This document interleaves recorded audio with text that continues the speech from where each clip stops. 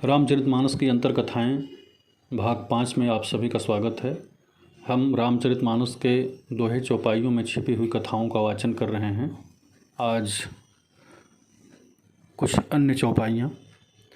चित्रकेतु कर घर उनघाला, कनक कशिपु कर पुण्य सहाला। चित्रकेतु की कथा आप पिछले भाग में सुन चुके हैं। अब आइए कनक कशिपु अर्थात हिरण्यकशिपु की कथा सुने। नारद ने प्रहलाद जी की माता को उपदेश दिया, जिससे पिता हिरण्यकशिपु और पुत्र प्रहलाद के बीच विरोध उत्पन्न हुआ और नृसिंह रूप धारण कर भगवान ने हिरण्यकशिपु का वध किया। श्रीमद् भागवत में 7वें स्कंद के 8वें अध्याय में यह कथा वर्णित है। बालकों के पूछने पर प्रहलाद ने स्वयं यह वृत्तांत कहा है। हिरण्याक्ष के मारे जाने पर जब पिता हिरण्यकशिपु मंदराचल पर तप करने के लिए चले गए, तब अवसर पाकर देवताओं ने दैत्यों पर चढ़ाई कर दी। वे अपनी जान बचाकर भागे। वे अपनी स्त्री पुत्र आदि सबको छोड़कर गए। मेरे पिता का घर नष्ट कर डाला गया और मेरी माता कयाधु को पकड़कर इंद्र स्वर्ग की ओर ले चले। मार्ग में नारद मुनि मिल गए। नारद ने इंद्र से कहा, इस निरपराधिनी स्त्री को पकड़कर ले जाना ठीक नहीं, तुम इसे छोड़ दो। इंद्र ने कहा, इसके गर्भ में दैत्यराज का वीर्य है, पुत्र होने पर उसे मार कर ही इसे छोड़ूंगा। नारद जी ने इंद्र से कहा कि यह गर्भस्थ बालक परम भागवत है, तुम इसको नहीं मार सकते। इंद्र के वचनों पर विश्वास करो। मेरी माँ की परिक्रमा करके इंद्र ने उसे छोड़ दिया। तब नारद मेरी माँ को अपने आश्रम में ले गए। वह गर्भस्थ शिशु के मंगल की कामना से नारद मुनि की भक्तिपूर्वक सेवा करती रही। नारद ने मेरी माता को धर्म के तत्व और विज्ञान का उपदेश किया। ऋषि अनुग्रह से वह उपदेश मैं अब तक नहीं भूला। यह चौपाई सप्तऋषियों ने पार्वती जी को समझाते हुए कही है कि वे नारद के उपदेश के चक्कर में न पड़ें और भगवान शिव को प्राप्त करने के लिए यह कठिन तपस्या करना छोड़ दें। नारद के उपदेश से किसी का भी घर नहीं बसा। आइए अब एक अन्य कथा सुनते हैं। तारक असुर भयउ तेहि काला, भुज प्रताप बल तेज विशाला। तेहि सब लोक लोकपति जीते, भय देव सुख संपत्ति रीते। तारक असुर के जन्म की कथा इस प्रकार है।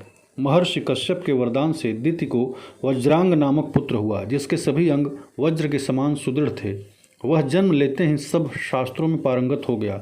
माता की आज्ञा से वह स्वर्ग में गया और अमोघ तेज वाले पाश से इंद्र को बांध लिया।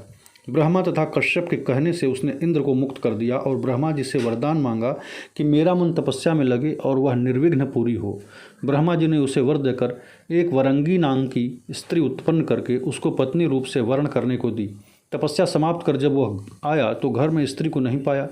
ढूंढते ढूंढते वन में गया तो अपनी स्त्री को रोते हुए पाया। पूछने पर उसने बताया कि इंद्र ने उसे बहुत डराया धमकाया और घर से निकाल दिया, जिससे वह प्राण त्याग करने का निश्चय कर वन में आई।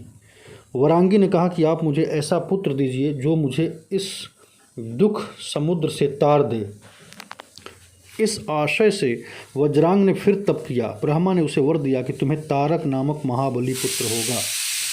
मत्स्य पुराण में इस वरदान का उल्लेख है। वरांगी अपने पति द्वारा स्थापित किए गर्भ को 1000 वर्ष तक धारण किए रही। इसके बाद उसने पुत्र को जन्म दिया।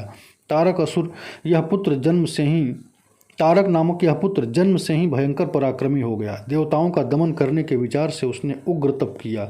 उसके तप के तेज से देवता व्याकुल होने लगे। देवताओं की प्रार्थना पर ब्रह्मा जी उसे वर देने आए। तारक ने ब्रह्मा से कहा कि मुझे ऐसा वर दें कि किसी भी प्राणी से मेरी मृत्यु न हो। ब्रह्मा जी ने कहा, देहधारियों के लिए मृत्यु निश्चित है, अतः ऐसा वर नहीं मिल सकता कि किसी प्रकार मृत्यु न हो। तुम यह वर मांग सकते हो कि इन चीज़ों से मेरी मृत्यु न हो। तब दैत्यराज ने माया से मोहित होकर ब्रह्मा से यह वर मांगा कि मेरी मृत्यु 7 दिन के बालक को छोड़कर अन्य किसी से न हो। शिव पुराण के अनुसार उसने 2 वर मांगे। पहला तो यह कि मेरे समान संसार में कोई बलवान न हो। दूसरा यह कि यदि मैं मारा जाऊं तो उसी के हाथ से जो शिव जी से उत्पन्न हो। ब्रह्मा जी उसके इच्छित वर देकर ब्रह्मलोक को चले गए। समयानुसार शिव और पार्वती से उत्पन्न कार्तिकेय ने तारकासुर का वध किया। गोस्वामी तुलसीदास लिखते हैं, हर गिरिजा बिहार नित नयऊ, एह विधि विपुल काल चली गयऊ। तब जन्मेऊ षटबदन कुमारा, तारकु असुर समर जेहि मारा।